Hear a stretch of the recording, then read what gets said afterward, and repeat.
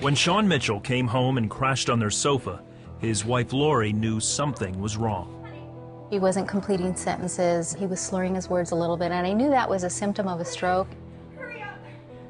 Shawn was the chaplain of the San Diego Chargers, as well as the pastor of New Venture Christian Fellowship. He was rushed to the hospital, where doctors discovered he was in the middle of a massive stroke. Normally they would drill, but it was too deep to drill, and it had been going on since evidently this morning. His brain was already swelling, and they had said that if it doesn't stop on its own, he will pass in 24 hours. It was a shock, but at the same time, it didn't seem real. Shawn's doctor, Dr. Mark Stengler, remembers getting a call from the hospital physician. He knew that Pastor Shawn was more than a patient of mine, he was also a friend. He said, sorry to tell you this, but I don't think he's going to be alive in the morning. Word quickly got around to the members of the church. Neva Kaiser was part of the prayer group. Someone came to our home and gave us the news that Pastor Shawn had had this traumatic thing happen, and they said that there was a prayer vigil going on, so we went over immediately.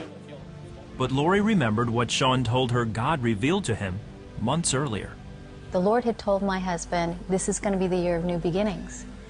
And that in itself gave me that peace, because I thought, well, how can it be new beginnings if he's not here?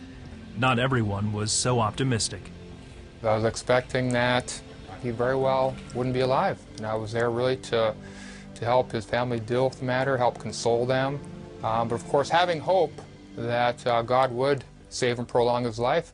The church continued praying, knowing it would take a miracle for Shawn to live through the night. With a hemorrhage that bad, normally a person wouldn't survive. But beyond that, most people would have lasting effects. They'd have problems walking, trouble speaking, memory problems. We felt it was critical to get right on it with prayer and to reach out and to just tell God that we still needed him with us. The next morning, doctors were shocked. Not only was Shawn alive, the bleeding in his brain had stopped. You can only really attribute it to a miracle. Again, in medicine, there was no treatment for it. It was so severe, it was untreatable. But Shawn didn't just survive the night. In time, he made a full recovery. I sensed my Lord was there. He was looking out for me. I went to sleep that night, and I woke up the next day, and Dr. Jesus had stopped the bleeding. I was the recipient of thousands of people in our church that were banging on heaven's door for me. Today, Shawn is back in the pulpit preaching. He's truly grateful to God for a praying church that petitioned heaven when his life hung in the balance. Prayer needs to be a first priority and not a last resort. When the doctors end up saying it's in God's hands, it should be placed in God's hand in the beginning. And I'm so grateful for a church that understands that and immediately went into prayer. If you'd see Pastor Shawn today, as you know, you can't tell he had a stroke.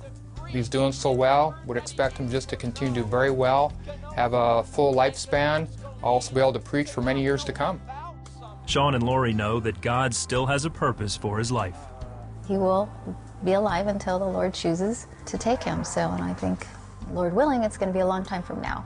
I realize I'm here for a reason, and so every breath is a gift from him, a heartbeat is a gift from our Lord, and so I just want to make the rest of my life the best of my life for him.